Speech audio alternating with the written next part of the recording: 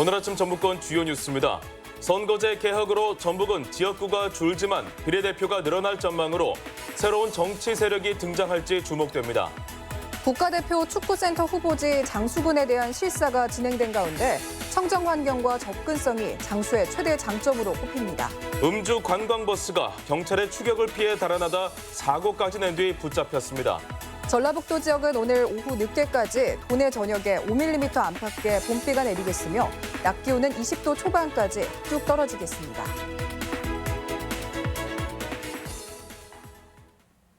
여러분 안녕하십니까? 전주 MBC 뉴스투데이입니다. 국가대표 축구센터 후보에 오른 장수를 축구협회 선정위원들이 찾았습니다. 청정 환경과 접근성에서 최고인 장수군이 파주센터를 대체할 새로운 국가대표 축구센터로 낙점받을 수 있을지 주목됩니다. 한범수 기자의 보도입니다. 축구 국가대표팀의 새로운 훈련장 후보로 올라있는 장수 승마장 일대 축구협회 선정위원들이 찾았습니다. 국가대표 훈련장이라는 홍보 효과에 팬과 국민들의 이목을 집중시킬 수 있는 점, 그리고 연간 1,300억 원의 경제적 효과까지 잡을 수 있는 만큼 장수 군민의 유치 의지는 높았습니다. 군민들은 뜨거운 환영 행사를 펼쳤고 군청 측은 헬기까지 동원해 설명에 나섰습니다. 마지막으로 장수 군민들의 열렬한 축구 종합센터 유치에 대한 의지와 뜨거운 의지를 확인할 수 있었습니다. 선정위원들은 장수군이 훈련센터를 지을 여력이 되는지 따져 물었고 신설될 훈련장을 지속적으로 위탁할 수 있는지도 거듭 확인했습니다. 선수들이 여기서 운동하고 생활하고 활동할 때 더 필요한 그런 지원 방안에 대해서도 장수군하고 좀 머리를 맞대고 있습니다. 장수군의 장점은 다른 곳보다 사업의 속도를 낼 수 있다는 점입니다. 훈련장 예정 부지 대부분이 임야나 초지여서 형질 변경이 쉽고 공사 과정에서 환경오염이나 민원이 발생할 가능성도 낮습니다. 해발 500m 산간 지역에 위치해 선수들이 쾌적한 환경에서 훈련에 전념할 수 있고 전국 각지에서 3시간이면 찾아올 수 있을 만큼 접근성이 좋습니다. 영국의 축구 본부인 세인트 조지 파크처럼 대한민국도 그런 축구 종합센터가 필요합니다. 그 꿈을 장수군에서 이루고자 합니다. 축구협회가 땅값이 비싼 수도권보다 지방을 선택할 것이란 예상이 나오는 가운데 우선 협상 대상자는 이달 말에서 다음 달 초 발표될 것으로 보입니다. MBC 뉴스 한범수입니다. 여야 4당이 선거제 개혁 합의안을 추진해 제도 개선 논의가 빨라질 전망입니다. 지역구 감소가 최대 쟁점이지만 그 대신 비례대표가 늘기 때문에 이를 어떻게 활용하고 지역 정치 영향력으로 연결시킬지도 관심입니다. 김한광 기자입니다. 여야가 합의한 선거제 개혁안을 적용하면 지역구는 전국적으로 지금보다 28석이 줄어든 225석이 됩니다. 수도권의 의석 감소율은 10%에도 미치지 않는데 호남은 25%, 전라북도는 30%로 지금의 10석이 7석으로 줄 수도 있습니다. 민심 그대로의 선거라는 선거제 개혁에 지역구 감축은 피할 수 없다지만 형평성과 지역 대표성 훼손 논란이 제기됐고 그간 합의를 어렵게 한 요인이었습니다.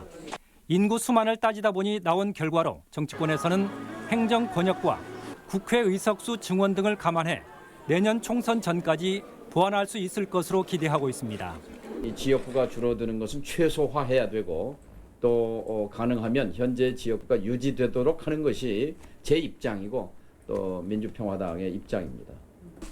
지역구 감축이 이대로 확정된다 해도 비례대표 배분은 또 다른 변수입니다. 75석을 정당 투표율에 따라 50%를 권역별로 먼저 배분하는 방식인데 전북이 포함된 호남 제주 권역에는 9석 정도가 돌아올 것으로 보입니다. 이 가운데 도내 몫이 3석 안팎으로 전북 정치권의 외연은 오히려 확대될 수 있다는 겁니다. 전라북도의 의석수는 큰 변화가 없지만 국회가 오히려 그러한 대변자가 되는 어떤 그런 변화, 이런 차원에서 전라북도 도민들 입장에서는 연동형이 전라북도에 굉장히 유리한 제도다. 선거제 개혁 합의안이 각 당 추인을 거쳐 제도 개선 논의를 본격화할 기반을 마련하면서 유분리를 따져야 하는 도내 정치권도 한층 바빠지게 됐습니다. MBC 뉴스 김한광입니다. 익산의 한 주택가에서 경찰차와 관광버스 사이에 한밤중 추격전이 벌어졌습니다. 위험천만한 도주 행각을 벌인 버스 기사는 소주 2병의 술을 마신 상태였습니다. 허윤호 기자입니다. 지난 17일 밤 익산시의 한 골목. 주차된 관광버스 내부에서 레이저 조명이 번쩍거립니다. 경찰이 다가서자 버스가 갑자기 출발합니다. 경찰차를 따돌리기 위해 45인승 관광버스는 주변 도로를 이리저리 누비며 달립니다. 한밤중 추격전은 3km 정도 계속됐습니다. 버스는 골목길에 주차된 차량 한 대를 들이받은 뒤 300m가량을 더 달아난 뒤에야 멈춰섰습니다. 한 60km 정도는 제 딸내미가 늦은 시간에 여기를 학원을 다녔다 걸어가는 도로인데 여기서 그렇게 했다는 게 겁이 많이 났어요. 버스 기사 37살 박모 씨는 지인과 함께 버스에서 음악을 크게 틀어놓고 술을 마시다 경찰이 출동하자 도망친 것으로 조사됐습니다. 소주 2병을 마신 그런 혈색이 있었고 경찰관의 진술에 대답을 하지 않는. 박 씨는 검거 당시 음주 사실은 인정했지만 음주 측정을 거부해 도로교통법상 음주 측정 불응 혐의 등으로 불구속 입건됐습니다. MBC 뉴스 허연호입니다. 선거법 위반으로 구속된 이항로 진안군수가 채용비리 혐의로 추가 기소됐습니다. 전북경찰청은 진안군 의료원의 직원 채용 과정에서 특정인을 뽑도록 한 혐의로 이 군수를 기소 의견으로 검찰에 송치했다고 밝혔습니다. 이 군수와 진안군 공무원 3명은 지난 2014년 군 의료원의 직원 채용 과정에서 면접관과 관련 공무원 등에게 이 군수의 조카 등 특정인들이 채용되도록 압력을 행사한 혐의를 받고 있습니다. 박항서 감독 때문에 우리와 더욱 돈독해진 나라, 바로 베트남인데요. 주한 베트남 대사가 어제 전북에 왔습니다. 전라북도의 농업 기술에 많은 관심을 보였고 문화 교류를 약속하기도 했습니다. 보도에 강동혁 기자입니다. 제2차 북미 정상회담과 박항서 축구대표팀 감독으로 더욱 주목받고 있는 베트남. 한국보다 면적이 넓고 인구도 많은데 경제 성장률이 7%에 이를 정도로 성장세에 있어 아시아의 신흥국으로 부상하고 있습니다. 지난 2015년 우리나라와 FTA를 체결한 이후 주요 수출국이자 신남방 정책의 핵심 파트너로 자리매김하고 있습니다. 베트남은 전라북도 수출 대상국으로도 비중이 높습니다. 지난해 기준으로 중국과 미국, 일본에 이어 4번째가 베트남입니다. 이런 가운데 응웬부뚜 주한 베트남 대사가 전북을 찾았습니다. 농업기술, 특히 농생명 분야에서 기반이 탄탄한 전라북도와 베트남 간의 협력 방안을 모색하기 위해서입니다. Tôi rất vui hôm nay được tới thăm tỉnh. Sản phẩm trong lĩnh vực nông nghiệp của cả Việt Nam và của cả Hàn Quốc đều được tăng cường. Ngoài ra tôi cũng rất mong muốn là 선진 농업의 핵심인 스마트팜에 높은 관심을 보인 뚜 대사는 전북의 문화와 관광 분야에서도 교류를 적극 논의했습니다. 전라북도는 도내 기업들의 수출과 베트남 관광객 유치에 힘을 실어줄 것을 희망하는 한편 현지 지원 창구도 마련하기로 했습니다. 하노이에 최초로 전라북도 통상사무소가 설립됩니다. 이를 통해서 좀 더 전라북도와 베트남 간의 교류 협력이 강화될 것으로. 특히 베트남의 당 서열 2위인 중앙서기국 상임서기도 연내 전북 방문을 추진하고 있어 베트남과의 협력 관계는 더욱 돈독해질 전망입니다. MBC 뉴스 강동엽입니다. 국내 최초로 중대형 상용차에 대한 연구와 평가를 수행하는 새만금 주행시험장이 가동을 시작했습니다. 전라북도는 어제 오후 군산 옥구급 새만금 상용차 주행시험장에서는 정부와 유관기관, 지역 주민들이 참석한 가운데 준공식을 가졌습니다. 530억 원이 투입돼 43만 제곱미터에 조성된 주행시험장에는 연비를 평가하는 고속주회로와 빗길, 눈길 등의 주행 안전을 점검하는 저마찰 시험로 등 8개의 시험로를 갖추고 있습니다. 어제 준공식, 송하진 지사의 발언 들어보시겠습니다. 상용차 산업만큼은 전북의 주력 산업이자 우리가 최고의 강점을 갖추고 있는 분야입니다.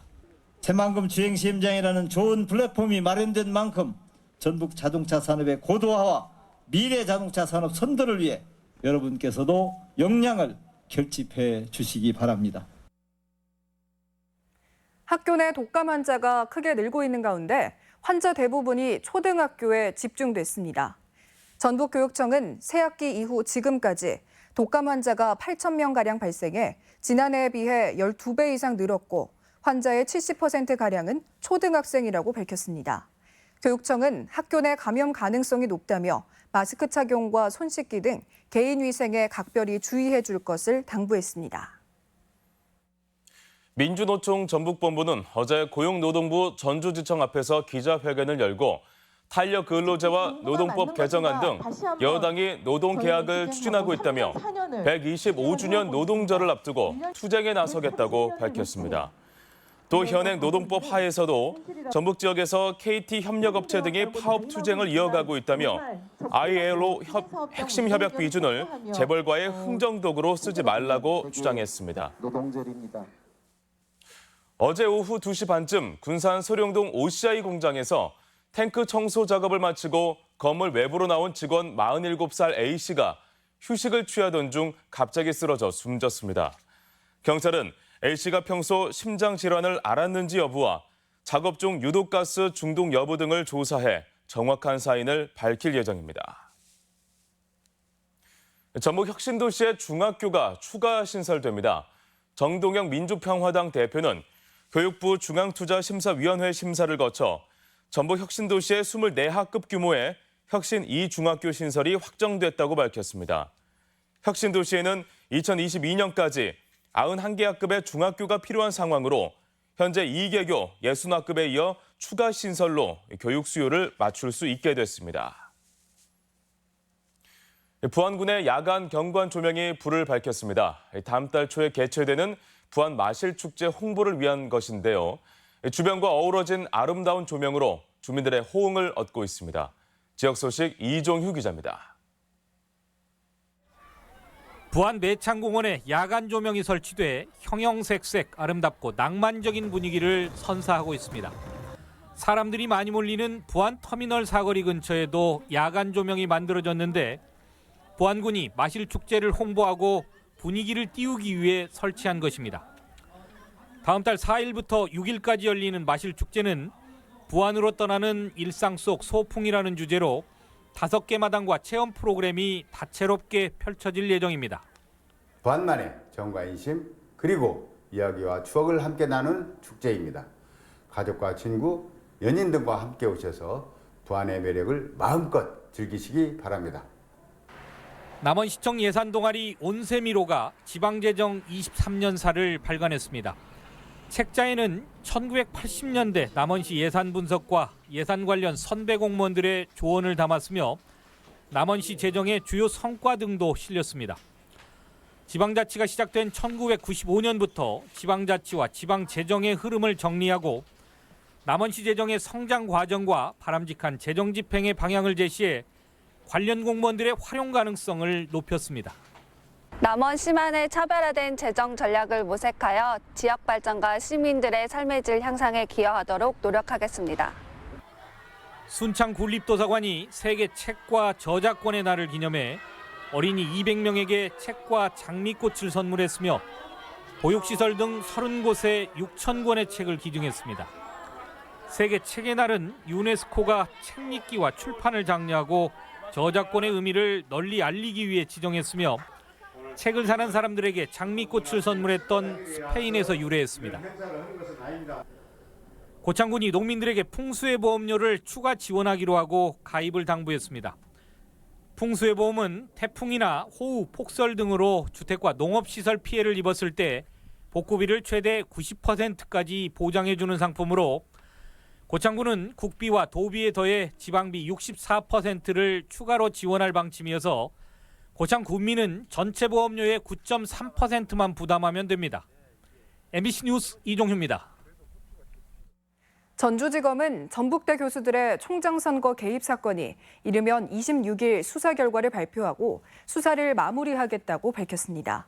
앞서 전주덕진경찰서는 전북대 정모 교수 등 2명이 지난해 10월 경찰청 수사국 김모 경감을 만나 이남호 현 총장에게 비리가 있다는 등의 확인되지 않은 사실을 전했다며 정보통신망법 위반 혐의 등으로 기소 의견으로 검찰에 송치했습니다. 송하진 도지사가 공약 실천 평가에서 최우수 등급을 받았습니다. 사단법인 한국 매니페스토 실천본부는 민선 7기 전국시 도지사 공약 실천 계획을 평가한 결과 전라북도는 연차별 추진 계획 등 5개 분야 총점 90점을 넘어 최우수 등급으로 분류했습니다. 송하진 지사는 지난 지방선거에서 10조 1천억 원 규모의 공약을 제시했는데 실현 가능성과 재정 구성 등에서 높은 평가를 받았습니다. 새만금 주변 어민들이 정부가 추진하는 새만금 태양광 사업에 참여할 것으로 보입니다. 군산과 김제, 부안 등 새만금 주변 어민들은 새만금 사회적 협동조합을 결성하고 새만금 사업으로 피해를 입은 조합원들에게 정부의 새만금 태양광 사업을 배정해 줄 것을 요구하기로 했습니다. 또 새만금 농생명 용지의 우선 할당과 바람에 날리는 갯벌 문제에 대한 대책 마련도 촉구한다는 계획입니다. 미세먼지 저감 대책으로 노후 경유차 조기 폐차가 이루어집니다. 전라북도는 미세먼지의 주범으로 꼽히는 5등급 이하 노후 경유차 조기 폐차를 위해 올해 113억 원을 들여 만여 대를 우선 정리할 계획입니다. 이 같은 방식으로 10년 안에 도내 노후 경유차 13만여 대를 없애겠다는 계획이며 국가 예산 투입을 확대하고 운행 제한 단속도 강화하기로 했습니다. 정읍경찰서는 그제 밤 9시쯤 신태인읍의 한 도로에서 조현병 환자인 63살 A씨가 흉기를 들고 돌아다닌다는 신고를 받은 뒤 A씨를 체포해 병원에 입원시켰습니다. 경찰에 따르면 A씨는 10수년간 조현병을 앓아왔으며 체포 당시엔 접이식 나이프 등 흉기 2개를 가지고 있었는데 별다른 저항은 없었습니다. 우리 이제 행사와 문화 소식입니다.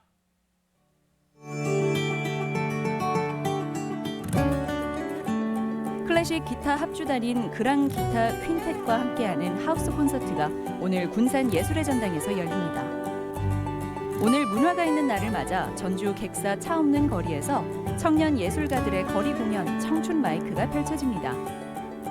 전주 덕진 예술회관이 오늘 타악 연희원 아퀴의 난타 콘서트를 선보입니다. 5.18을 소재로 한 연극이 오늘 진안군청 강당에서 공연됩니다. 전라북도립 국악원 무용단은 모악산 설화를 바탕으로 한 창작 무용극 모악정서를 내일 김제문화예술회관에서 선보입니다.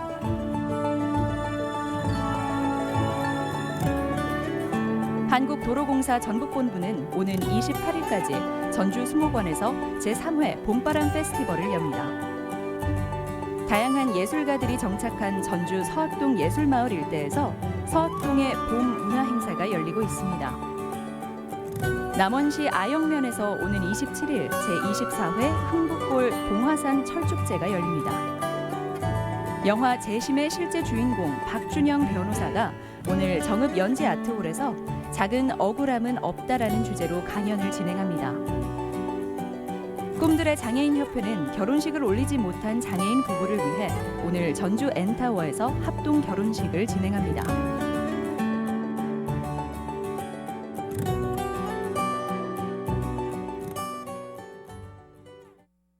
이어서 날씨 전해드립니다. 전라북도 지역은 오늘 오후 늦게까지 도내 전역에 5mm 안팎의 봄비가 내리겠으며 낮 기온은 20도 초반까지 뚝 떨어지겠습니다. 지역별 기온입니다. 전주는 아침 기온이 16도에서 낮 기온은 21도, 익산이 15도에서 22도, 동북권은 무주가 14도에서 21도, 진안이 14도에서 20도, 서해안권은 군산 16도에서 21도, 고창이 15도에서 21도 등을 기록하겠습니다. 현재 도내 미세먼지와 초미세먼지 농도는 좋음 수준을 보이고 있으며 비의 영향으로 대기질은 저녁까지 계속 좋겠습니다.